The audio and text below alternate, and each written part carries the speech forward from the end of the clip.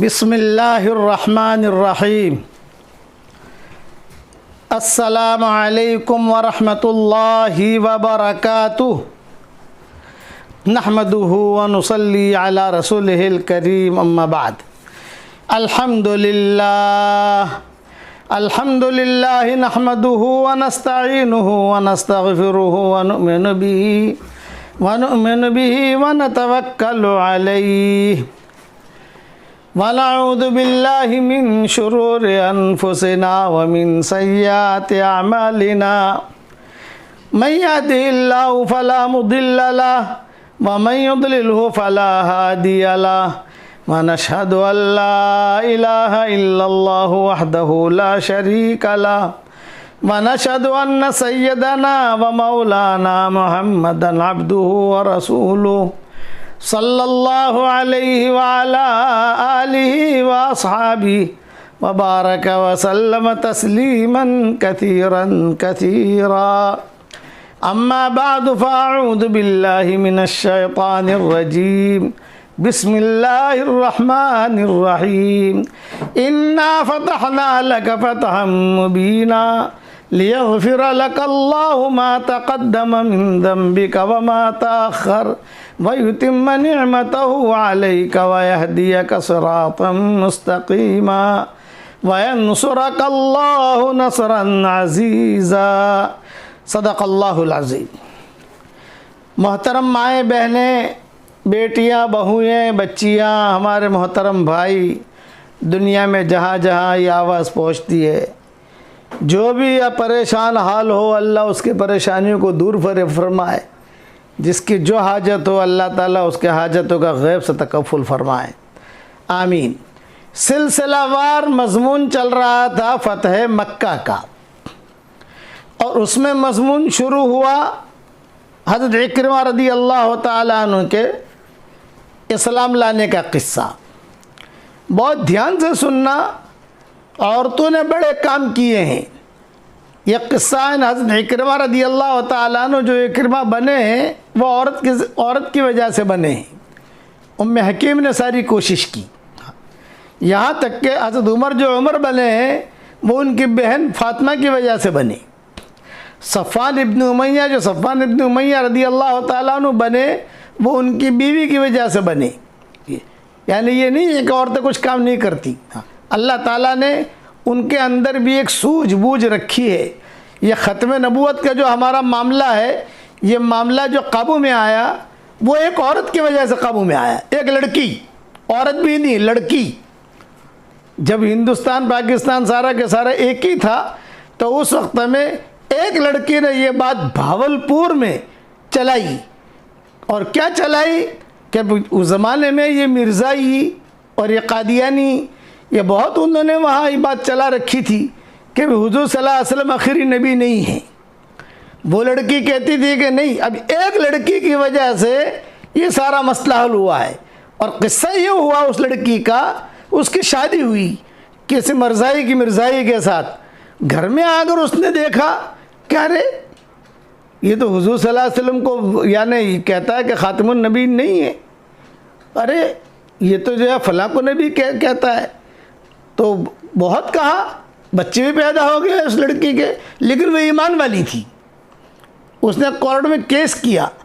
جب کورٹ میں کیس کیا تو لوگ جمع ہوئے وہاں، تو وہاں کے لوگوں نے کہا بھئی یہ تو شادی ہو جاتی ہے، بھئی شافعی کی حنفی کے ساتھ ہو جاتی ہے، حنفی کی مالکیہ کے ساتھ ہو جاتی ہے، مالکیہ کا حنبلیہ کے ساتھ ہو جاتی ہے، یعنی اس قسم کی باتیں کورٹ کے سامنے رکھی۔ تو کورٹ جو ہے یہ بھی بھاولپور، جہاں کیا ہمارا مولانا محمد احمد بھاولپوری رحمۃ اللہ علیہ تھے، لیکن لڑکی نے کہا کہ نہیں، جو آدمی حضور صلی اللہ علیہ وسلم کے بارے میں یہ کہے کہ حضور صلی اللہ علیہ وسلم آخری نبی نہیں ہے، ان کے بعد بھی کوئی نبی آ سکتا ہے، میرا دل گوارا نہیں کرتا، میں اس شوہر کے ساتھ نہیں رہوں گی۔ حالانکہ اس کے پاس مال بھی تھا، کاریں بھی تھی، لیکن اس لڑکی نے کہا کہ نہیں، آپ جو ہے اس سلسلے میں مجھے انصاف کا فیصلہ دو، کورٹ سے کہا۔ چنانچہ کتابوں میں لکھا، ایک کتاب ہے مقدمہ بھاولپور، چھوٹا سا، علماء اس کو پڑھے، دیکھیں کہ ہمارے بڑوں نے کیا کام کیا ہے۔ چنانچہ اس وقت حکومت ساری ایک ہی تھی، ہندوستان، پاکستان، بنگلہ دیش، یہ سارا کا سارا ایک ہی تھا، تقسیم نہیں ہوئی تھی۔ تو انہوں نے 4 جج مقرر کیے، ایک مسلمان، ایک ہندو، ایک سکھ اور ایک کرسچن، یہ 4 مذہب کے 4 جج مقرر کیے اور ان کے ذمہ لگایا بھئی اس لڑکے کے بارے میں فیصلہ کرو۔ یہ جج بیٹھے، میں اس پر سنا رہا ہوں کہ عورتیں بھی کام کرتی ہیں لیکن اندر ایمان کی چنگاری ہونی چاہیے، جیسے ام حکیم نے کام کیا اور اکرمہ کو اکرمہ رضی اللہ تعالیٰ نے بنا دیا۔ یہ بھاولپور کی لڑکی جو تھی اس نے جو ہے یہ کام کیا اور اس میں ثابت کر دیا کہ حضور صلی اللہ علیہ وسلم کے بعد کوئی نبی آنے والا نہیں ہے، اب آخری نبی ہے، قربانی دی اس نے۔ چنانچہ بہت تاریخیں پر تاریخیں پڑھی، آخر اس زمانے میں کسی مذہب کا بھی جج ہوتا تھا منصف ہوتا تھا، انصاف ہوتا تھا ان کے یہاں، بغیر انصاف کیوں نہیں چلتے تھے۔ یہ 4 جج، ایک مسلمان، ایک سکھ، ایک ہندو اور ایک کرسچن، یہ چاروں نے مل کر یہ کہا بھئی ایک کام کرو، ان کا ادارہ بہت بڑا جو علماء کا ادارہ ہے، دینی ادارہ ہے، وہ دیوبند ہے، یہ مسئلہ دیوبند بھیجو۔ چنانچہ دیوبند مسئلہ آیا۔ اب دیوبند کے علماء جو ہے اللہ ان کی قبروں کو نور سے منور فرمائے، ان کے درجات کو بلند فرمائے، کروٹوں اللہ انہیں آرام نصیب کرے، ان کی ہڈی ہڈی کو اللہ جنت نصیب کرے۔ اس وقت میں مولانا انور شاہ کشمیری رحمۃ اللہ علیہ تھے، لیکن وہ خونی بواسیر میں مبتلا تھے اور اتنا خون نکلتا تھا کہ ان کی چارپائی کے نیچے ڈول رکھی جاتی تھی، کچھ گھنٹوں میں وہ ڈول بھر جاتی تھی، وہ ڈول جو ہے پھینک دی جاتی تھی، دوسری ڈول رکھی جاتی تھی۔ یہ اس بیماری کے اندر وہ مبتلا تھے، مولانا انور شاہ کشمیری رحمۃ اللہ علیہ۔ اس زمانے میں بڑے مفتیوں میں جو تھے مفتی کفایت اللہ جنہوں نے تعلیم الاسلام لکھی ہے، مولانا شبیر احمد عثمانی اور اس طریقے سے دوسرے علماء، سب کا مشورہ ہوا کہ بھی کیا کرنا چاہیے، ختم نبوت کا مسئلہ ہے، حضرت تو آ نہیں سکتے، مولانا انور شاہ کشمیری تو سفر نہیں کر سکتے۔ چنانچہ کتابوں میں لکھا ہے کہ باقاعدہ یہ مشورہ کر کے انہوں نے جماعت بنائی ہمارے علماء نے، اللہ ان سب کی ہڈی ہڈی کو اللہ جنت نصیب کرے۔ اس میں کراچی کے بھی کچھ علماء تھے، اس میں بھاولپور کے بھی علماء تھے، اس میں لاہور کے علماء بھی تھے، اور انہوں نے یہ مشورہ کر کے طے کیا کہ بھی ہمارے قافلے کا امیر جو ہے مفتی کفایت اللہ صاحب، یہ سارے کے سارے جائیں گے اور وہاں جا کر کیس لڑیں گے، مقدمہ لڑیں گے۔ بھائی کتابیں لے لو، کتابیں لے لی۔ چلتے چلتے انہوں نے سوچا بھئی مولانا سے دعا لیتے جائیں، مولانا انور شاہ کشمیری سے دعا لیتے جائیں، ان کے سامنے بات رکھیں۔ دیوبند آئے، حضرت کی طبیعت خراب تھی، خونی بواسیر۔ ہاں بھئی آؤ، کیوں آئے، کیا ہوا؟ یہ فرمایا حضرت ختم نبوت کا مسئلہ ہے اور ایک لڑکی کا مسئلہ ہے، ہم سارے کے سارے بھاولپور جا رہے ہیں۔ اتنا آسان نہیں ہے دیوبند سے بھاولپور جانا، قادیان تو یہاں قریب میں ہے، کہاں؟ لدھیانہ کے قریب میں قادیان، امرتسر، قادیان، لدھیانہ۔ میں ہمارے بچوں سے کہتا ہوں گٹھامن بھاگل سمجھانے کے لیے، بھی پالمپور سے گٹھامن اتنا قریب نہ ہو لیکن بالکل ملا ہوا ہے، کوئی زیادہ دور نہیں ہے قادیان۔ تو وہاں انہوں نے بات رکھی تھی کہ نہیں قیامت تک نبی آئے گا، دوسرا نبی آئے گا، یہ باتیں چل رہی تھی۔ یہ حضرات آئے مولانا انور شاہ کشمیری رحمۃ اللہ علیہ کے پاس اور آ کر کہا کہ حضرت ہم جا رہے ہیں۔ تو حضرت مولانا انور شاہ کشمیری رحمۃ اللہ علیہ بیمار تھے، لیٹے لیٹے کہا بھئی دیکھو یہ جو ان کے وکیل ہے نا، یہ بہت زبردست یعنی دماغ والے ہیں، وہ یہ سوال کریں گے، تم کیا جواب دو گے؟ تو جو علماء کی مجلس جو علماء تھے انہوں نے کہا ہم یہ جواب دیں گے۔ ہاں ٹھیک ہے، پھر اگر وہ یہ سوال کریں گے تو کیا جواب دو گے؟ یہ جواب دیں گے۔ اگر وہ یہ سوال کریں گے، ایسا کر کے اپنے شاگردوں کو، اپنے ساتھیوں کو یعنی سیٹ کیا مولانا انور شاہ کشمیری رحمۃ اللہ علیہ نے۔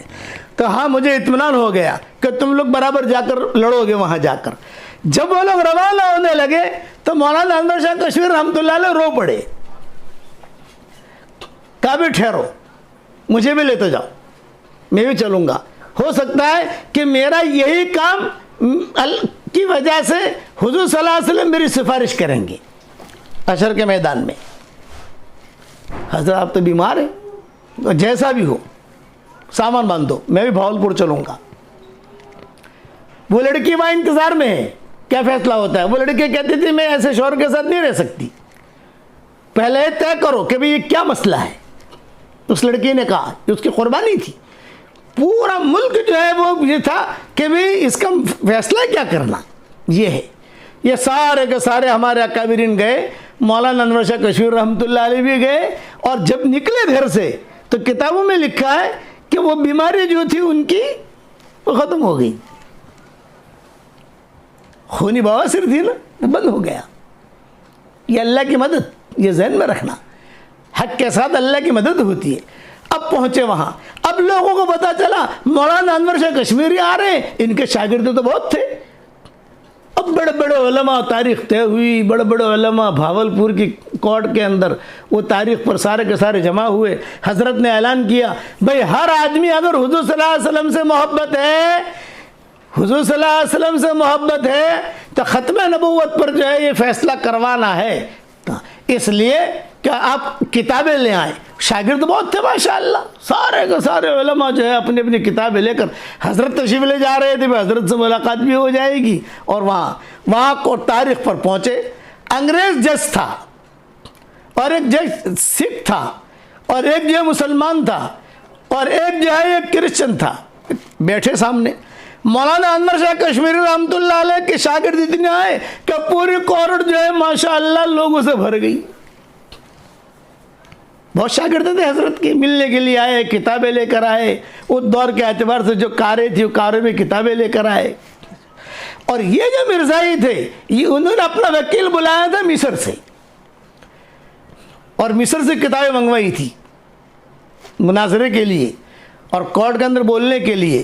مصر سے کیوں بلایا؟ اس لیے کہ وہ مصری بہت اچھی عربی بولتے ہیں، پیسے بھی دیے اس کو، اور بلا کر کہا کہ تو جو ہے بولنا۔ اچھا، ان کے ذہن میں یہ کہ یہ مولوی لوگ عربی کیا بولیں گے، مولانا شبیر احمد عثمانی کیا عربی بولیں گے، یہ مولانا انور شاہ کیا عربی بولیں گے، یا کیا بولیں گے۔ لیکن یہ تو ماشاءاللہ یعنی صرف علم نہیں تھا، علم کے ساتھ ان کی زندگی میں تقویٰ بھی تھا۔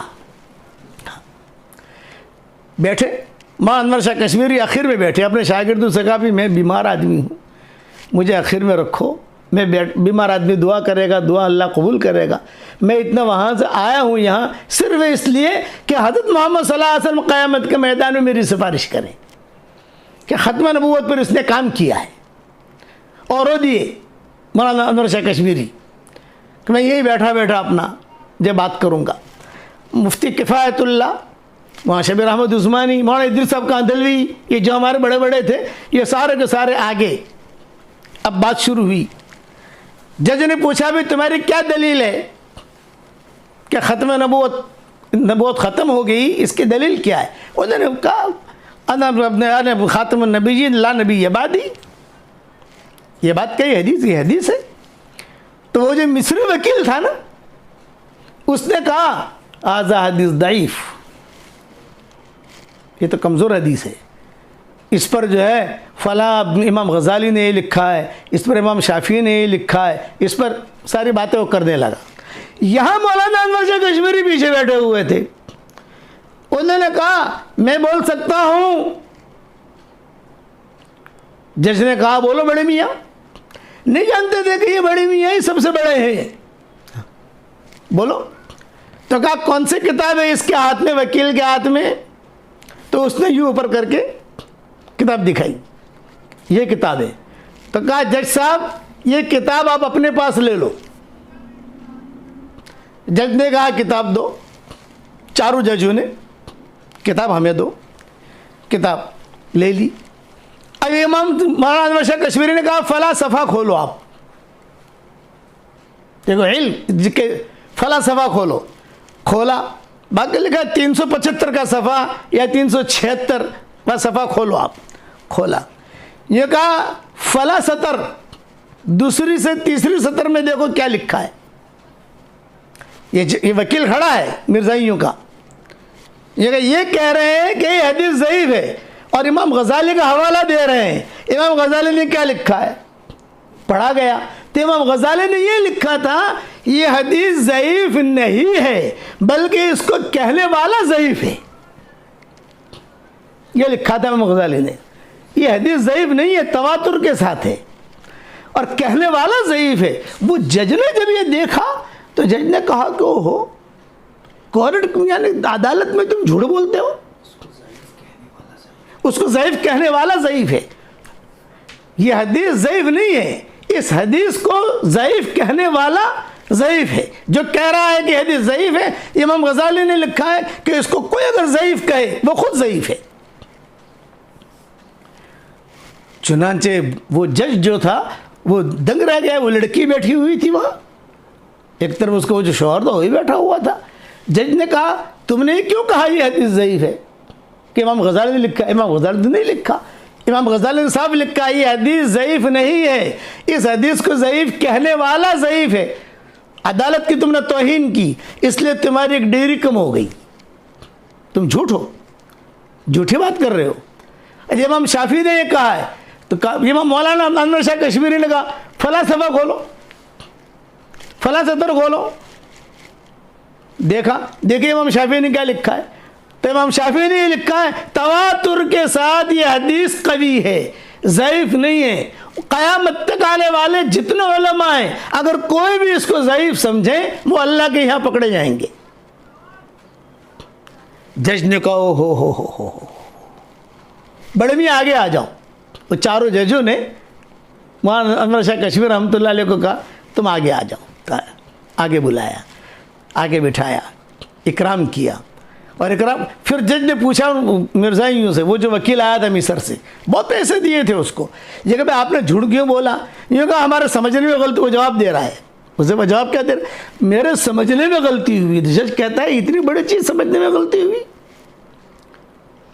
اتنی بڑی چیز کہ سب کہہ رہے ہیں کہ حضور کے بعد کوئی نبی نہیں آئے گا، اور تو ثابت کر رہا ہے کہ حضور کے بعد بھی نبی آئے گا. اس لیے میں فیصلہ کرتا ہوں. وہ جج جو تھا انگریز جج تھا، وہ بڑا تھا. جیسے سکھ جج تھا، جو بینچ تھی ان میں سب نے متفقہ طور پر یہ فیصلہ کیا یہ جھوٹے ہیں. اور انہوں نے کہا کہ یہ اس لڑکی کا نکاح اس لڑکے کے ساتھ نہیں ہو سکتا. مقدمہ بھاولپور کتابچہ ہے، یہ دیکھنا. یہ جتنے بھی قادیان کے قریب لدھیانہ ہے، لدھیانہ قادیان کے قریب ہے. تو وہاں مولانا عبدالرشید لدھیانوی تھے رحمۃ اللہ. رشید احمد لدھیانی بڑے علماء میں گزرے ہیں ماشاء اللہ.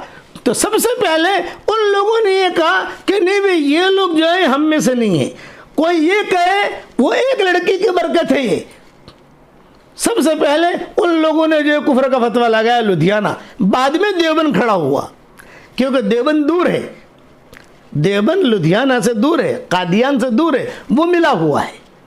تو انہوں نے جو ہے اب جج نے جو ہے فیصلہ کیا، اور فیصلہ کر کے مولانا انور شاہ کشمیری رحمۃ اللہ علیہ کو بہت ایسا، بلکہ وہ مقدمہ یعنی بھاولپور میں لکھا ہوا ہے کہ پوچھا مولانا انور شاہ کشمیری رحمۃ اللہ علیہ سے، بھئی میں جج ہوں، لندن کا رہنے والا ہوں، اور میں نے اب بڑے بڑے مسئلے میں نے دیکھے حل کیے ہیں میں نے، اور لیکن تمہارا جیسا حافظہ میں نے کسی کا نہیں دیکھا. یہ کیا چیز ہے تمہارے ساتھ؟ تو مولانا انور شاہ کشمیری رحمۃ اللہ علیہ رو دیے اور یوں کہا ہم اللہ کے کمزور بندے ہیں، اللہ تعالیٰ کبھی کبھی اپنے کمزور بندوں سے بھی دین کا کام لے لیتا ہے. تواضعاً کہا مولانا انور شاہ کشمیری رحمۃ اللہ علیہ نے، تواضعاً یہ بات کہی کہ وہ اللہ کے کمزور بندے ہیں. میں نے جب سنا کہ حضور صلی اللہ علیہ وسلم کو ختم نبوت یعنی آخری نبی نہیں مانتا ہے، اسے بھی قوم دنیا میں ہے، تو میں خود مجبوراً آیا کہ چلو میں آتا ہوں. میں خود اس لیے ہو سکتا ہے کہ یہ لوگ شاید مقابلہ نہ کر سکیں. یہ جتنے ہمارے علماء تھے یہ دنگ رہ گئے کہ حضرت کی بیماری میں صفا بھی یاد ہے اور ان کو سطر بھی یاد ہے، اور پھر اس لڑکی کا چھوٹا کیا کہ بھئی تم اس کے ساتھ نہیں رہ سکتی. پھر سارے علماء کھڑے ہوئے، اور اب تک علماء جو ہے وہ فتوے دے رہے ہیں، اب تک جو ہے وہ ان کے خلاف باتیں کر رہے ہیں. تو لڑکیاں کام نہیں کرتی ہیں، اور ہمارے علماء نے بھی کام کیا. اللہ تعالیٰ ان کے ہم تو یہی کہہ سکتے ہیں کہ اللہ تعالیٰ ان کی قبروں کو نور سے منور فرمائے، ان کے درجات کو بلند فرمائے، کروٹو اللہ انہیں آرام نصیب کرے، ان کی ہڈی ہڈی کو اللہ جنت نصیب فرمائے. یہاں تشریف لائے مولانا تو علماء سارے کے سارے ملنے گئے تو وہ حضرت کیا ہوا؟ یوں کہا اللہ تعالیٰ نے میری مدد کی، مجھے امید ہے میں نے یہ جو قربانی دی ہے اس پر حشر کا میدان میں حضور صلی اللہ علیہ وسلم میری سفارش کریں گے کہ تو نے بہت بڑا کام کیا، ورنہ امت میں حالات آتے۔ وہ ایک لڑکی جمی ہوئی، میں نہیں جاؤں گی جب تک کورٹ فیصلہ نہ کرے، چاہے میرے بچے جاویں رہیں، کچھ بھی مال ملے نہ ملے کچھ بھی نہیں، مجھے اس کا فیصلہ جو ہے علماء کی طرف سے چاہیے اور کورٹ کی طرف سے چاہیے۔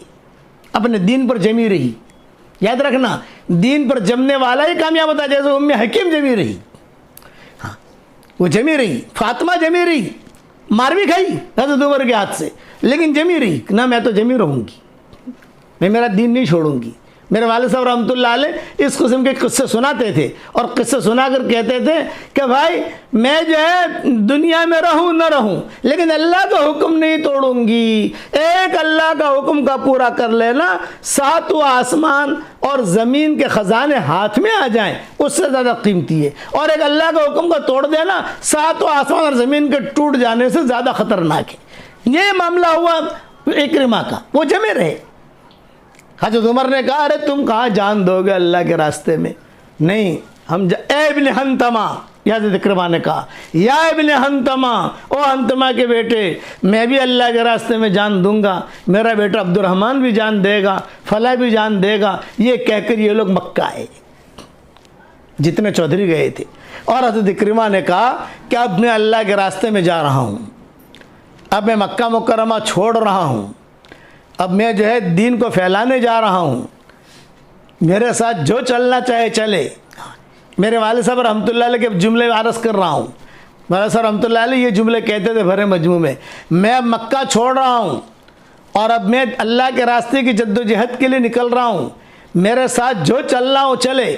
چنانچہ چودھری تھے مکہ کے، 80 گھرانے چلے ان کے ساتھ، 80 گھرانے مکہ کے، بھی میں بھی چلتا ہوں میں بھی چلتا ہوں۔ جب یہ مکہ مکرمہ سے روانہ ہوئے تو ان کے ساتھ وہ چھوٹا بچہ بھی نکلا ہے جو دودھ چھوڑ کر غذا کی طرف چل رہا تھا۔ یہ میں نے میرے والد صاحب رحمۃ اللہ علیہ سے یہ جملہ 100 نہیں 200 مرتبہ سنا ہوگا بیانات میں، کہ ان کے ساتھ وہ بچہ بھی نکلا جو دودھ چھوڑ کر غذا کی طرف چل رہا تھا۔ مکہ مکرمہ کو جب چھوڑنے لگے تو کتابوں میں یہ بھی لکھا ہے کہ وہیں پر کھڑے رہے جب حضور صلی اللہ علیہ وسلم ہجرت کر کے مکہ مکرمہ سے مدینہ منورہ جا رہے تھے، اور مکہ کی طرف کھڑے رہ کر دعا کی تھی، اے مکہ مجھے تجھ سے بہت محبت ہے، اے اللہ کا گھر مجھے تجھ سے بہت محبت ہے، اے زمزم مجھے تجھ سے بہت محبت ہے، اے حجر اسود مجھے تجھ سے بہت محبت ہے، اے حتیم مجھے تجھ سے بہت محبت ہے، اور اے ملتزم مجھے تجھ سے بہت محبت ہے، تیرے ذرے ذرے سے محبت ہے۔ اسی کو علامہ اقبال نے کہا ہے وادی فارا کے پھر ہر ذرے کو چمکا دے۔ وادی فارا یہ مکہ کی وادی کو کہتے ہیں، وادی فارا کے پھر ہر ذرے کو چمکا دے۔ مجھے تجھ سے بہت محبت ہے لیکن تیرے پڑوسی مجھے رہنے نہیں دیتے۔ یہی جملہ اکرمہ نے بھی کہا کہ میں اب تجھے چھوڑ کے جا رہا ہوں، میرا باپ کی پراپرٹی یہاں ہے، ابو جہل تو سیٹھیاں تھا نا مکہ کا، میری پراپرٹی یہاں ہے، سب کچھ میرا یہاں ہے، لیکن میں اور تجھ سے محبت ہے لیکن میں اللہ کے دین کے لیے بھی یہاں سے جا رہا ہوں۔ ام حکیم بھی ساتھ تھی، وہ بچہ بھی تھا جو دودھ چھوڑ کر غذا کی طرف چل رہے تھے، اور یہ لوگ ہوتے ہوئے مدینہ سے چونکہ گزرنا تھا۔ حضرت عمر نے کہا تھا اگر تمہیں اللہ کے راستے میں جان دینی ہے تو خالد ابن ولید فلاں جگہ کام کر رہے ہیں وہاں جا کر جان دے دو۔ مدینہ سے گزرے پھر سے، حضرت عمر سے ملنے نہیں گئے، کتابوں میں لکھا ہے، اور یہ کہا ابن حنتمہ سے کہنا ہم اللہ کے راستے میں جا رہے ہیں۔ ابن حنتمہ کہا، ابن حنتمہ سے کہنا ہم اللہ کے راستے میں جا رہے ہیں۔ چنانچہ وہاں پہنچے، وہاں پہنچنے کے بعد خالد ابن ولید کو پتہ چلا کہ جنرل آئے ہیں سارے کے سارے، ارے یہ بھی کمانڈر ان چیف، یہ بھی کمانڈر ان چیف، یہ بھی اور اکرمہ تو معروف تھے۔ تو خالد ابن ولید نے کہا آپ فلاں مورچہ سنبھالو، آپ فلاں مورچہ سنبھالو۔ اکرمہ نے کہا کہ نہیں، آج میں کمانڈر ان چیف بن کر نہیں آیا، آج میں ادنا سے ادنا جنگجو بن کر آیا ہوں، ادنا سے ادنا سپاہی بن کر آیا ہوں۔ آپ تو مجھے کہہ دو کہ کہاں جانا ہے، وہاں جا کر میں اللہ کے راستے میں جان دے دوں۔ چنانچہ خالد بن ولید نے اشارہ کیا، اس طرف جاؤ۔ چنانچہ وہ گئے اور ایک جملہ کہا اکرمہ نے، این عبد الرحمن ابن اکرمہ، ان کا بیٹا تھا عبد الرحمن، این عبد الرحمن ابن اکرمہ، کہاں ہے میرا بیٹا؟ وہ دونوں کو دونوں گئے، تھوڑی دیر میں خبر آئی کہ ان اکرمہ قد قتل و ابنہ عبد الرحمن قد قتل، کہ بھئی یہ بھی اللہ کے راستے میں شہید ہو گیا، بیٹا بھی شہید ہو گیا۔ خالد ابن ولید نے جب تھوڑا سا معاملہ ٹھنڈا ہوا، خالد ابن ولید نے دونوں کے سر منگوائے، تھوڑی تھوڑی جان تھی۔ یہ بھی روایت میں میرے ابا سے میں نے بارہا سنا، ایک کا سر اپنی پنڈلی پر رکھا اور ایک کا سر اپنی ران پہ رکھا اور تھوڑا تھوڑا پانی ڈال رہے تھے، اور ایک جملہ خالد ابن ولید کہہ رہے تھے، این ابن حنتمہ، ابن حنتمہ کہاں ہے؟ وہ کہتا تھا کہ ابو جہل کا خاندان جان نہیں دے گا، آج باپ بھی جان دے رہا ہے، بیٹا بھی جان دے رہا ہے، وہ بھی جان دے رہا ہے، وہ بھی جان دے رہا ہے۔ شہید ہو گئے وہاں، بیوی کی ثبات قدمی پر اللہ تعالیٰ نے کام لیا۔ جب سارا معاملہ ختم ہو گیا، یہ قافلہ واپس لوٹا مدینہ منورہ، تو حضرت عمر نے سب سے پہلے سوال کیا، وہ ابو جہل کے خاندان کا کیا حال ہے؟ بھیجا تھا نا۔ تو حضرت خالد بن ولید نے کہا، قتل فی سبیل اللہ مقبلا غیر مدبر، یہ جملہ کہا، قتل فی سبیل اللہ مقبلا غیر مدبر، وابنہ عبد الرحمن قتل فی سبیل اللہ مقبلا غیر مدبر، یعنی انہیں جو نیزے لگے ہیں پیٹھ پر نہیں لگے ہیں، چھاتیوں پر لگے ہیں، مقبلا غیر مدبر، مقبلا غیر مدبر۔ تو پھر اب یہ حضرت عمر نے کہا، بھئی ممبر پہ بیٹھ کر تھوڑی سی کارگزاری بیان کرو۔ چنانچہ خالد بن ولید نے کارگزاری بیان کی۔ جب کارگزاری بیان کر رہے تھے مسجد نبوی میں، پوری مسجد نبوی رو رہی تھی کہ دیکھو اللہ جب کام لینے پر آتا ہے، حضور کا خواب کیسا پورا ہوا کہ ابو جہل اور اس کے لیے کچھ شاخیں ہیں جو جنت میں ہیں۔ آخر میں حضرت عمر نے ایک جملہ کہا، بھئی وہ جو چھوٹا بچہ تھا جو دودھ چھوڑ کر غذا کی طرف چل رہا تھا، اس بچے کا کیا ہوا؟ ایک لڑکا ایک لڑکی رہ گئے بچوں میں، ایک لڑکا ایک لڑکی انہیں خاندان میں۔ تو کہا کہ وہ دونوں بچ گئے ہیں، دونوں کو ہم لے کر آئے ہیں مدینہ میں۔ تو کہا کہاں ہے وہ؟ چنانچہ بلوایا گیا دونوں کو، اور دونوں کو بلا کر حضرت عمر بہت روئے، یوں کہا اللہ جس سے کام لیتا، میں کہتا تھا ابو جہل کے بیٹا کچھ کام نہیں کرے گا، لیکن اللہ تعالیٰ کا فضل اللہ یؤتی من یشاء، اللہ جسے چاہے فضل کبیر دے دے، اللہ جسے چاہے فضل عظیم دے دے، اللہ جسے چاہے فضل کریم دے دے، اللہ جسے چاہے فوز کبیر دے دے، اللہ جسے چاہے فوز عظیم دے دے، اللہ جسے چاہے ذالک فضل اللہ یؤتیہ من یشاء۔ یہ سارے الگ الگ جملے قرآن میں ملتے ہیں، فضل عظیم، فضل کریم، اجر کبیر۔ یہ انشاءاللہ ریاض التفسیر میں اس کی تشریح لکھوں گا کہ اجر کریم کا کیا مطلب ہے اور اجر کبیر کا کیا مطلب ہے، فضل عظیم کا کیا مطلب ہے اور فضل کریم کا کیا مطلب ہے، فضل کبیر کا کیا مطلب ہے۔ یہ کہا ذالک فضل اللہ یؤتیہ من یشاء واللہ ذو الفضل العظیم۔ دو بچے منگوائے گئے، لڑکا اور لڑکی، دونوں چھوٹے تھے۔ حضرت عمر نے دونوں کے ہاتھوں پر جو ہے دونوں کے سروں پر ہاتھ پھیرے، اور حضرت عمر بہت روئے اور یہ کہا اٹھا کر یوں سب کو دکھایا، یہ دونوں کے دونوں اسلام کے بچے ہیں، یعنی ان کا خرچہ بیت المال میں سے پورا کیا جائے گا، اور میں ان دونوں کی منگنی ابھی سے کر دیتا ہوں، میں زندہ رہا یہ بڑے ہوئے دونوں کا نکاح میں کراؤں گا، اور اگر جو ہے اور ان کا خرچہ بھی میں کروں گا، ان کے گھر کا سب کا میں انتظام کروں گا، اور اگر میں مر گیا تو میرے بعد کے آنے والے جو خلفاء ہیں میں ان کو وصیت کرتا ہوں کہ جو میں نے حکم کیا ہے اس حکم کے اعتبار سے ان بچوں کا خیال رکھنا۔ اور روتے رہے یہ حضرت عمر، یہ میرے والد صاحب سناتے تھے، اور یہی بات مولانا یوسف صاحب رحمۃ اللہ علیہ بھی بیان کرتے تھے، ان کے بیانوں میں یہی چیز ملتی ہے جو میں عرض کر رہا ہوں۔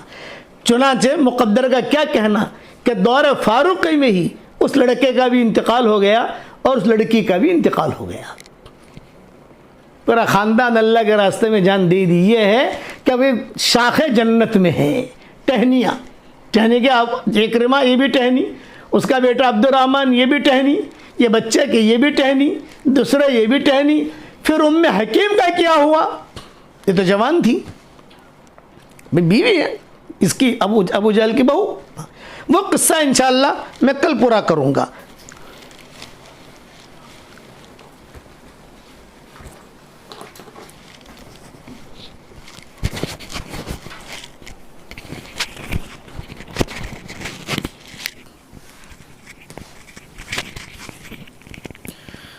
بسم اللہ الرحمن الرحیم۔ آج وراثت سے متعلق کچھ مسائل آپ لوگوں کو بتانے ہیں۔ وراثت کی اہمیت کے سلسلے میں آپ نے کافی بیانات اور مضامین پڑھے ہوں گے، بیانات سنے بھی ہوں گے کہ جتنے احکامات ہیں اللہ تبارک و تعالی نے اجمالاً بیان کیے ہیں، اور وراثت ایک اللہ تبارک و تعالی کا ایسا حکم ہے کہ اس کی کافی تفصیلات اللہ نے قرآن کریم کے اندر اتاری ہے۔ پھر حضور اکرم صلی اللہ علیہ وسلم نے اپنے احادیث کے ذریعے اور بعض کے بعد کے فقہاء نے پھر اس کی اور تفصیلات اس کی بیان کی ہے۔ تو وراثت سے متعلق کچھ باتیں ہمارے سامنے آ جائے۔ ایک بات تو یہ دھیان میں رکھیے کہ جب کسی شخص کا انتقال ہوتا ہے تو ہماری شریعت کا یہ حسن اور اعتدال ہے کہ زندگی میں بھی شریعت نے احکامات دیے ہیں اور موت کے بعد کے بھی کچھ احکامات ہیں۔ چنانچہ جب کسی شخص کا انتقال ہوتا ہے تو انتقال کے بعد کے جو احکامات ہیں ان میں سے ایک حکم وراثت بھی ہے۔ وراثت کے سلسلے میں اتنا یہ دھیان میں رکھیے کہ جب کسی شخص کا انتقال ہوتا ہے تو اس کے چھوڑے ہوئے ترکہ کہتا ہے کہ اس نے جو بھی چیزیں چھوڑی ہیں اس کے چھوڑے ہوئے ترکے سے بالترتیب 4 حقوق متعلق ہوتے ہیں۔ بالترتیب سب سے پہلا حق تو یہ متعلق ہوتا ہے کہ اس کی تجہیز تکفین کے اندر اس کا پیسہ استعمال کیا جائے۔ تجہیز اور تکفین کے لیے تو بہتر یہ ہے کہ قریبی رشتہ دار اس کے لیے کوشش کرے، لیکن اگر قریبی رشتہ داروں نے کوشش نہیں کی تو جو مرحوم ہے اس کے مال میں سے سب سے پہلے اس کی تجہیز تکفین وغیرہ میں اس کا پیسہ استعمال کیا جائے۔ پھر اس کے بعد بچے تو پھر اس کے بعد دیکھا جائے کہ اس مرحوم کے ذمے کوئی قرضہ ہے یا نہیں۔ اگر قرضہ ہے تو اس کے مال میں سے اس کا قرضہ ادا کیا جائے، یہ دوسرا حق ہے۔ قرضہ جو ہے نا یہ 2 طرح کا ہوتا ہے، ایک اللہ کا قرضہ ہے اور ایک بندوں کا قرضہ ہے۔ بندوں کا قرضہ تو یہ ہے کہ کسی سے پیسہ لیا تھا وہ دینا ہے، یا کسی سے مال دیا تھا اس کا پیمنٹ دینا ہے وغیرہ وغیرہ، اس کی جو تفصیلات ہے قرضے کی۔ اور اللہ کے قرضے کے اندر یہ آتا ہے کہ اس سال اس نے اپنے مال کی زکوٰۃ نہیں نکالی تھی، یا اس نے کوئی نظر مانی تھی، منت مانی تھی اور وہ منت پوری نہیں کر پایا تھا، تو اس قسم کے جو قرضے ہیں یہ اللہ کے قرضے ہیں۔ تو چاہے بندوں کا قرضہ ہو یا اللہ کا کوئی قرضہ اس کے ذمے ہو تو اس کے مال سے دوسرا حق یہ متعلق ہے کہ اس کا قرضہ ادا کیا جائے۔ قرضے کی ادائیگی کے بعد پھر یہ دیکھا جائے کہ اس نے اپنے مال سے متعلق کچھ وصیت کی ہے یا نہیں۔ اگر وصیت کی ہے تو پھر 1/3 جتنا ترکہ اس نے چھوڑا ہے اس کے 1/3 مال میں سے اس کی وصیت کو نافذ کیا جائے۔ جیسے اس نے وصیت سے متعلق بتا دوں کہ ایک حدیث ہے جس میں حضور اکرم صلی اللہ علیہ وسلم ارشاد فرماتے ہیں کہ کسی انسان کے اوپر 2 یا 3 راتیں بھی ایسی نہ گزرے کہ اس کی وصیت اس کے پاس لکھی ہوئی نہ ہو۔ تو اس وصیت کے لکھنے کا کیا مطلب ہے؟ اس وصیت کے لکھنے کا مطلب یہ ہے کہ اگر زندگی میں کوئی نماز چھوٹی ہے تو اسے انسان لکھ لے، کوئی روزہ چھوٹا ہے اسے لکھ لے، حج واجب فرض تھا حج ادا نہیں کر سکا اسے لکھ لے، یا کسی کا کچھ لینا دینا ہے اسے لکھ لے۔ یعنی انسان کے ذمے جتنے واجبی حقوق ہیں، چاہے اللہ سے متعلق، چاہے اللہ کے حقوق سے متعلق ہو یا بندوں کے حقوق سے متعلق ہو، وہ اس کے پاس لکھے ہوئے رہنے چاہیے تاکہ اس کے انتقال کے بعد اس کے مال میں سے اس کے حقوق کی ادائیگی اور اس کے قرضوں کی ادائیگی کی جا سکے۔ یہ ہے اصل وصیت کے لکھنے کا مطلب۔ لوگ جو ہے نا وصیت کا یہ مطلب نہیں سمجھتے اور دوسری چیزوں کی وصیت کرتے رہتے ہیں۔ بہت سی وصیت تو غیر شرعی ہوتی ہے۔ خیر وصیت کا باب کافی لمبا ہے، یہاں وصیت کا لفظ آ گیا اس لیے اس کی تھوڑی سی میں نے وضاحت کر دی۔ بہت سے لوگ وصیت کرتے ہیں کہ بھئی میری نماز جنازہ فلاں پڑھائے، یا اس قسم کی جو چیزیں ہیں یہ جائز وصیتوں میں ہے، واجب اور ضروری وصیتوں میں نہیں ہے۔ یہ تیسرا حق ہے وصیت کا۔ وصیت اگر نہیں کی ہے یا وصیت کی تھی تو اس کے وصیت کے نفاذ کے بعد اب جو بچا ہے تو اب یہاں پہ وراثت تقسیم ہوگی۔ تو وراثت کا جو حق ہے یہ 4تھے نمبر پر آتا ہے۔ لوگ جو ہے عام طور پر ایسا کرتے ہیں کہ مرحوم کے ذمے قرضہ اس کا کوئی فکر نہیں، اس نے کوئی وصیت کی ہے اس کی کوئی فکر نہیں، ان چیزوں کی فکر کے بغیر ڈائریکٹ ہی مال تقسیم کر دیتے ہیں، یہ بہت بڑا ظلم ہے۔ اب وراثت کی جو تفصیلات ہے وہ تو وارثین کی الگ الگ تعداد ہوتی ہے، الگ الگ کیفیات ہوتی ہے، اس کے حساب سے اس کے مسائل بہت پیچیدہ بھی ہے اور بہت لمبے بھی ہے، اس لیے اس تفصیل کے اندر نہیں جانا ہے۔ وراثت سے متعلق دوسری یہ بات دھیان میں رکھیے کہ آج کل ہمارے معاشرے کے اندر ایک یہ چیز بھی پھیلی ہوئی ہے کہ لڑکوں کو وصیت ملے گی، لڑکیوں کو وصیت نہیں ملے گی۔ یہ جو تصور آیا ہے وہ اس بنیاد پر آیا ہے کہ بھئی لڑکیوں کی شادی میں ہم کو جو دینا تھا جہیز وہ ہم نے دے دیا، اب جو جہیز دے دیا تو اب وصیت کر دینے کی ہم کو ضرورت نہیں ہے، بہت سے میراث دینے کی ضرورت نہیں ہے، کیونکہ جہیز کے اندر ہم نے ان کو مال دے دیا ہے، یا جو دینا تھا وہ ہم نے دے دیا، اب ان کو میراث دینے کی ضرورت نہیں ہے۔ بہت سے مسائل ایسے آتے ہیں، لوگ پوچھتے ہیں کہ بھئی ہم نے تو لڑکیوں کو کچھ نہیں دیا ہے یا بہنوں کو کچھ نہیں دیا ہے، بھئی کیوں نہیں دیا؟ ان کی شادی کروا دی، ان کی شادی میں زیور دے دیا، یہ چیزیں دے دی ہم نے۔ تو جہیز کی لعنت کو ختم کرو اور میراث کے حکم اور سنت کو زندہ کرو تو معاشرے کے اندر امن آئے گا۔ میراث ضروری ہے، جہیز ضروری نہیں ہے، اس لیے جہیز کو ختم کرو اور میراث کو زندہ کرو۔ میراث سے متعلق تیسرا حکم یہ بھی دھیان میں رکھیے کہ میراث کی تقسیم کے سلسلے میں ایک تیسری چیز یہ بھی آتی ہے کہ کسی انسان نے دنیا کے اندر کسی کمپنی کے اندر ملازمت کی، یا حکومت کی حکومت کے کسی عہدے پر اس نے کام کیا، تو جب یہ انسان ریٹائرمنٹ ہوتا ہے تو ریٹائرمنٹ ہونے کے بعد اس کو پینشن ملتی ہے اور گریجویٹی ملتی ہے۔ گریجویٹی اور پینشن کا مطلب یہ ہے کہ انسان نے 40 سال تک 50 سال تک محنت کی ہے، مزدوری کی ہے، تو خوش ہو کر کمپنی ہے یا حکومت ہے یہ اس کو کچھ دیتی ہے۔ یہ جو دیتی ہے یہ اس کی محنت کا معاوضہ نہیں ہوتا، اس کی محنت کی اجرت نہیں ہوتی، بلکہ وہ اس کمپنی اور حکومت کی طرف سے ایک انعام ہوتا ہے جو اس کو دیا جاتا ہے، وہ ایک انعام ہے۔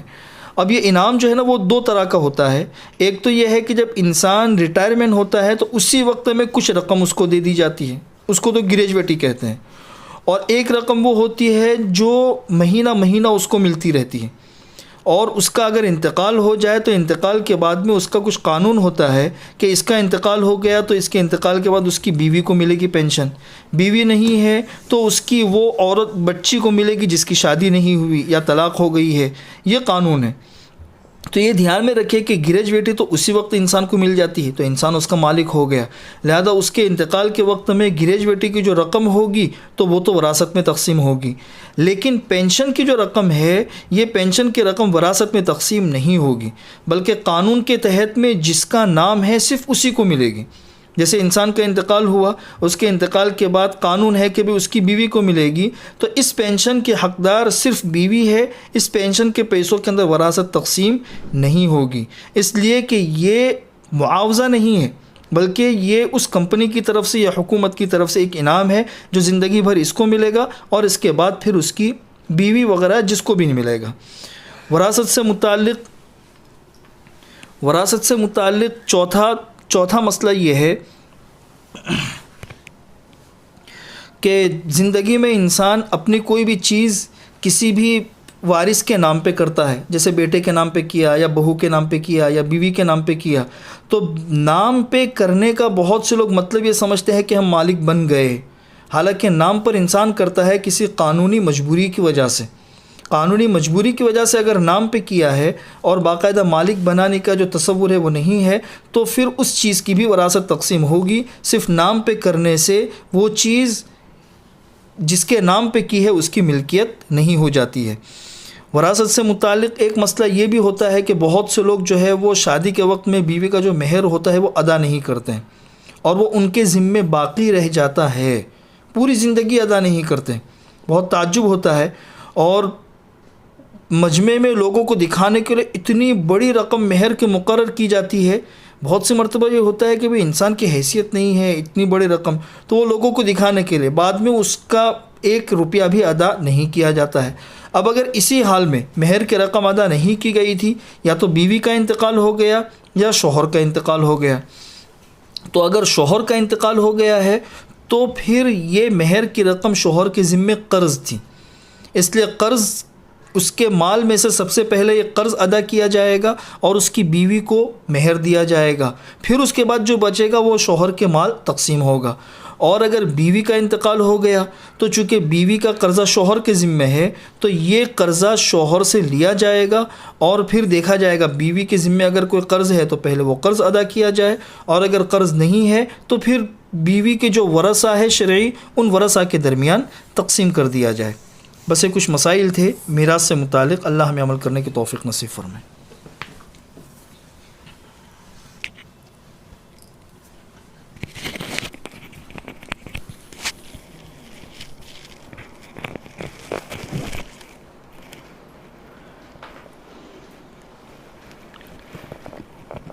ایک دعا پڑھا رہا ہوں، وہ پڑھ لیجئے۔ آج میں نے واٹس ایپ پر ویڈیو بھی بھیجا ہے، وہ دعا بھی بھیجی ہے، لیکن اس کا قصہ پورا میں بیان نہیں کر سکتا واٹس ایپ کے اوپر، اس لیے میں ابھی اس کا قصہ بیان کرتا ہوں۔ پہلے دعا پڑھ لو۔ الحمدللہ علی سابغ نعم اللہ، جو بھی اللہ کا شکر ادا کرنا چاہے تو روایتوں میں یہ ہے کہ یہ جملہ اگر کہہ دے تو گویا کہ اس نے اللہ کا شکر کا حق ادا کر دیا۔ بیہقی میں ہے اور کنز العمال میں یہ روایت موجود ہے۔ قصہ یہ ہوتا ہے کہ نہیں آتے، اگر یہ لوگ صحیح سلامت واپس آ جائیں تو میں اللہ کا ایسا شکر ادا کروں گا کہ اس کا شکر کا حق ادا ہو جائے گا۔ یہ آپ نے سب کے سامنے کہا مسجد نبوی میں کہ یہ لوگ جا رہے ہیں، اگر یہ لوگ واپس آ گئے صحیح سلامت، میں اللہ کا ایسا شکر ادا کروں گا کہ اس کا شکر کا حق ادا ہو جائے گا۔ صحابہ نے سن لیا، وہ جماعت چلی گئی، کچھ مہینوں کے بعد جماعت صحیح سلامت واپس آ گئی۔ اب صحابہ انتظار میں تھے کہ بھی وہ شکر کے کون سے جملے ہیں، حضور نے وعدہ کیا تھا، پوچھتے ہوئے شرماتے تھے۔ دن گزرنے لگے تو پھر صحابہ نے ہمت کر کے پوچھا، حضرت آپ نے وعدہ کیا تھا کہ جماعت صحیح سلامت واپس آ جائے گی تو میں اللہ کا ایسا شکر ادا کروں گا کہ اس کا شکر کا حق ادا ہو جائے گا، آپ نے تو ہمیں بتایا نہیں۔ تو آپ نے کہا واہ بھئی، میں نے وہ شکر ادا کر دیا، تم نے سنا نہیں تو میں کیا کروں، تم نے دھیان نہیں دیا تو میں کیا کروں۔ تو صحابہ نے کہا کہ حضرت پھر سے بھی بتا دیجئے۔ تو حضور صلی اللہ علیہ وسلم نے یہ جملہ کہا، پڑھ لو میرے ساتھ، الحمدللہ علی سابغ نعم اللہ۔ آج جو ہے واٹس ایپ کا جو ہمارا سبق چلتا ہے اس میں ویڈیو بنا کر میں نے پڑھوا بھی دیا ہے اور میں نے جو ہے یہ امیجز بنا کر بھیج بھی دیا ہے، اس لیے کبھی کبھی اسے مانگتے رہنا چاہیے تاکہ اللہ تعالیٰ کا شکر ادا ہوتا رہے۔ دوسرا یہ جہیز کی لعنت ختم کیجئے اور میراث دیجئے۔ جہیز دینا کوئی ضروری نہیں ہے۔ مولانا یونس پونا رحمۃ اللہ علیہ ایک قصہ سناتے تھے کہ ایک بڑے میاں کا انتقال ہو گیا، 90 سال کی عمر تھی اور ان کی بڑھیا جو ہے وہ 85 سال کی تھی۔ مولانا یونس پونا والے سناتے تھے جب بڑے میاں کا انتقال ہو گیا تو لوگ آئے، ارے بڑی امی یہ بڈھا تو مر گیا اور تو جو ہے اس کا مہر معاف کر دے۔ تو بڈھی آئی اور کہا ارے جہاں معاف کر دیا، زندگی میں تو دیا نہیں، مرنے کے بعد کیا دے گئے۔ مولانا یونس پونا والے سناتے تھے، وہ اپنے ڈھنگ میں ذرا ہنستے بھی تھے نا، ارے بڈھے معاف کر دیا، جا تجھے زندگی میں تو دیا نہیں میرا مہر، اور جو ہے مرنے کے بعد کیا دے گا۔ آج کل لوگوں کو ذرا ٹھاٹھ مارنے کا بہت شوق ہوتا ہے، شو بازی، 2 لاکھ روپیہ مہر فاطمی، اور جو ہے کہا 1 لاکھ روپیہ، 1.5 لاکھ روپیہ، تاکہ مجمع کو پتہ چلے ارے کتنا مالدار ہے، دیتا بیتا کچھ نہیں ہے، دیں گے بعد میں دوں گا۔ بات وہ بیچاری لڑکی ہوتی ہے، بیچاری بیوی ہوتی ہے، کئی ہوں گے جو بیانات سن رہے ہیں نا، کئی ہوں گے جنہوں نے اپنی بیوی کو مہر دیے نہیں۔ اتنا مہر طے کرو گے بھی تم کم سے کم دے سکو، وہ تو اس کا حق ہے، وہ تو بیوی کا حق ہے، آپ سمجھے نا۔ اتنا کم مہر بھی نہیں دینا، کچھ بھی نہیں، بھائی زیادہ مہر دو، اچھا مہر دو۔ ہارون رشید جتنا مہر تمہیں نہیں کہتا کہ زبیدہ کو اس نے اتنا مہر دیا تھا کہ اس نے نہر زبیدہ بنا دی اس سے، ہارون رشید نے. وہ چادر والی جو لڑکی کا قصہ میں نے بیان کیا تھا، وہ مہر میں وہ چادر ملی تھی اس کو. اب وہ تو بڑے بڑے لوگ تھے، لیکن بھائی مہر نہیں دیا ہے تو دے دو، پوٹلی دے دو اس کو، ورنہ حشر کا میدان میں مقروض بن کے تم کھڑے رہو گے. وہ تو اس کا حق ہے. اللہ ہمیں عمل کرنے کی توفیق عطا فرمائے. اللہم صلی علی محمد وعلی آل محمد کما صلیت علی ابراہیم وعلی آل ابراہیم انک حمید مجید. اللہم لک الحمد کلہ ولک المن کلہ لک الشکر کلہ ولک الملک کلہ لک الخلق کلہ ولک الفضل کلہ. بسم اللہ علی دیننا، بسم اللہ علی دنیانا، بسم اللہ خیر الاسماء، بسم اللہ الذی لا یضر مع اسمہ اذی، بسم اللہ الکافی، بسم اللہ المعافی، بسم اللہ الذی لا یضر مع اسمہ شیء فی الارض ولا فی السماء وهو السمیع العلیم. اللہم انا نسألک من الخیر کلہ عاجلہ وآجلہ ما علمنا منہ وما لم نعلم ونعوذ بک من الشر کلہ عاجلہ وآجلہ ما علمنا منہ وما لم نعلم. اللہم احسن عاقبتنا فی الامور كلها واجرنا من خزي الدنيا وعذاب الآخرة. اللهم أرنا الحق حقا وارزقنا اتباعه وأرنا الباطل باطلا وارزقنا اجتنابه.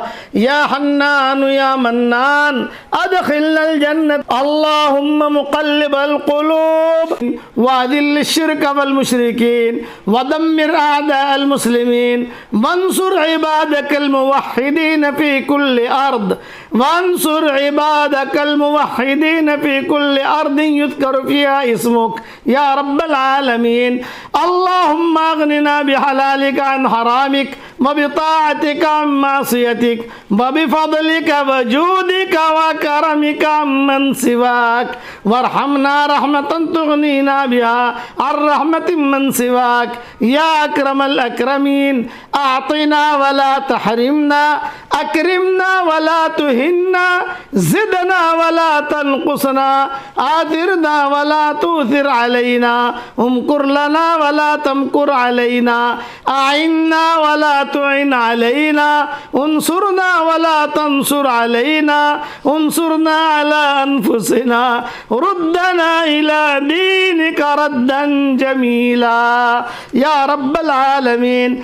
اللهم احفظنا من بين أيدينا ومن خلفنا وعن أيماننا وعن شمائلنا ومن فوقنا، ونعوذ بعظمتك أن نغتال من تحتنا. يا منزل البركات، يا منزل البركات، بارك لنا في آبائنا وأمهاتنا وجميع المسلمين والمسلمات. يا معتق الرقاب، اعتق رقابنا من النار ورقاب آبائنا وأمهاتنا ومن كان له حق علينا وجميع المسلمين والمسلمات والمؤمنين والمؤمنات الأحياء منهم والأموات، إنك يا ربنا سميع قريب مجيب الدعوات يا أرحم الراحمين يا أكرم الأكرمين. اللهم أحينا مسلمين وأمتنا مسلمين واحشرنا مع القوم الصالحين يا هادي الضالين. اهد شباب المسلمين وبنات المسلمين واحفظ نساء المسلمين من شر خلقك أجمعين. اللهم الطف بنا في قضائك وقدرك لطفا يليق بكرمك يا أكرم الأكرمين يا ذا الجلال والإكرام. اے اللہ ہمارے گناہوں کو معاف فرما، اے اللہ ہماری خطاؤں سے درگزر فرما. اے اللہ جب تک سورج اگتا رہے تیرے نبی کے دین کو دنیا میں پھیلا دے. اے اللہ جہاں جہاں تیری ہوائیں پہنچتی ہیں وہاں پر تیرے دین کو پھیلا دے، قرآن کو پہنچا دے، ایمان کی ہواؤں کو پہنچا دے. جہاں جہاں پانی پہنچتا ہے وہاں پر بھی ہدایت کو پھیلا دے. اے اللہ ہمیں فضل کبیر عطا فرما، ہمیں فضل عظیم عطا فرما، ہمیں فوز کبیر عطا فرما، ہمیں فوز عظیم عطا فرما، ہمیں اجر کبیر عطا فرما. ہمیں اجر کریم عطا فرما۔